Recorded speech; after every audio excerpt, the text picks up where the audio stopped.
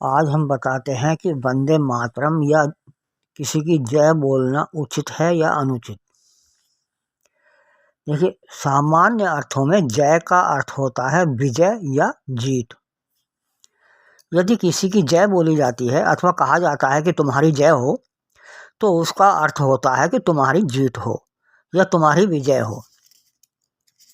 पौराणिक व ऐतिहासिक पुस्तकों तथा टीवी आदि के नाटकों में भी प्रायः देखा जाता है कि जब कोई नायक युद्ध क्षेत्र में जाने से पहले अपने आदरणीयों से आशीर्वाद लेने हेतु उनके सम्मुख जाता है, तो वे नायक को यही आशीर्वाद देते हैं कि विजयी भव, अर्थात तुम्हारी विजय हो, अर्थात तुम्हारी जीत हो। कुछ लोग प्रश्न उठा सकते हैं कि जो व्यक्ति जीवित है उसी की जीत की कामना तो की जा सकती है, किंतु जो जीवित नहीं है उसकी कामना कैसे की जा सकती है और कैसे उसकी जीत संभव है। इसलिए राम और कृष्ण जैसे व्यक्तियों की जीत के नारे क्यों लगाए जाते हैं? इसका उत्तर यह है कि इस जीत या विजय का अर्थ उस व्यक्ति की ही जीत नहीं है, बल्कि उस व्यक्ति के गुणों, विचारों और सिद्धांतों की जीत भी है जिसकी जय बोली जा रही है। यह तो स्वाभाविक ही है कि व्यवहार में यदि किसी मृत व्यक्ति की जय बोली जाती है तो वह उसी की जय बोली जाती है जिसे हम महान समझते हों, और उसकी जय बोलने का अर्थ है उसके विचारों और सिद्धांतों की जय। वास्तव में जब हम किसी मृत व्यक्ति की जय बोल रहे होते हैं तो उस समय उस व्यक्ति की नहीं, अपितु उसके विचारों व सिद्धांतों की जय बोल रहे होते हैं। इस प्रकार जब हम राम या कृष्ण की जय बोल रहे होते हैं तो उनके रूप में एक मानव की नहीं, अपितु उनके सिद्धांतों की जय बोल रहे होते हैं। जब बोला जाता है कि राम राज्य लाना है, आपने नारे लगते देखे होंगे, राम राज्य लाना है, तो उसका भी यह अर्थ नहीं है कि राम को ही कहीं से लाकर राज के सिंहासन पर बैठाना है, बल्कि इसका अर्थ है कि हमें राम के सिद्धांतों वाला शासन लाना है। अर्थात राम राज्य का अर्थ हुआ राम के विचारों और सिद्धांतों वाली, अर्थात न्यायकारी शासन व्यवस्था। इस प्रकार राम की जय का अर्थ हुआ राम के विचारों और सिद्धांतों की विजय। अब हम आते हैं उस बात पर जो आज के समय में विवाद का कारण बनी है। यदि हम भारत माता की जय बोलते हैं तो इसका अर्थ होता है कि हम अपने देश की विजय की कामना कर रहे हैं। कुछ लोग भारत माता की जय बोलने से इनकार करते हैं ना, तो भारत माता की जय बोलने का अर्थ होता है हम अपने देश भारत की विजय की कामना कर रहे हैं। हम चाहते हैं कि किसी भी अन्य देश से किसी भी प्रकार की प्रतिद्वंद्विता, स्पर्धा, प्रतियोगिता आदि में हमारे देश की जीत हो।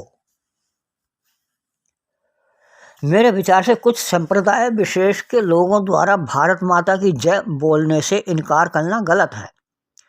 इस नारे अथवा उद्घोष में किसी मूर्ति की पूजा, अर्थात उनके अनुसार बुद्ध पूजा नहीं की जा रही है, बल्कि अपने देश की जीत की कामना की जा रही है। अतः न तो भारत माता की जय बोलना ही गलत है और न ही राम, कृष्ण आदि महापुरुषों की जय बोलना गलत है। मुझे आशा है कि मेरे इन विचारों को जानकर उनके विचारों में भी सकारात्मक परिवर्तन आएगा जो इसे व्यक्ति पूजा या बुद्ध पूजा मानते हैं। अब हम आते हैं उस बात पर जिसके कारण संसद तक में वैमनस्य की स्थिति कई बार आई है, वो है वंदे मातरम गीत। देखा जाता है कि कुछ मुस्लिम लोग वंदे मातरम बोलने का अर्थ जाने बिना ही इसे बोलने से ये कहकर इनकार कर देते हैं कि हम खुदा के अलावा किसी अन्य के सामने सिर नहीं झुका सकते। वास्तव में इन लोगों को वंदन का अर्थ ही नहीं मालूम। आप शब्दकोश में देख सकते हैं कि नमस्कार के साथ ही वंदना के अन्य भी अर्थ हैं, जैसे स्तुति, पूजन, महिमा का बखान। स्तुति का अर्थ है प्रशंसा, गुणगान आदि, और पूजन का अर्थ है सत्कार, आदर सम्मान, आओ भगत। महिमा का अर्थ है महत्ता, बड़ाई, बड़प्पन। तो उपरोक्त अनुसार वंदे मातरम का अर्थ हुआ धरती माता, अर्थात जिस भूमि पर हम पैदा हुए हैं उसका आदर सम्मान, उसकी महिमा अर्थात महत्ता या बड़प्पन का गुणगान या प्रशंसा।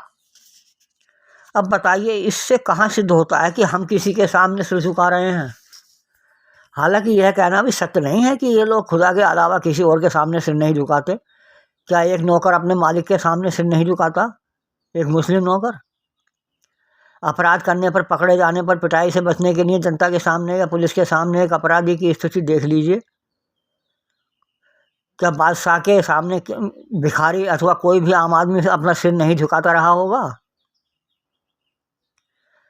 मेरा यही कहना है कि मजहब की आड़ लेकर राष्ट्र या हमारे महापुरुषों को सम्मान न देना संप्रदाय विशेष के लोगों का मात्र दुराग्रह ही है, जो उचित नहीं माना जा सकता।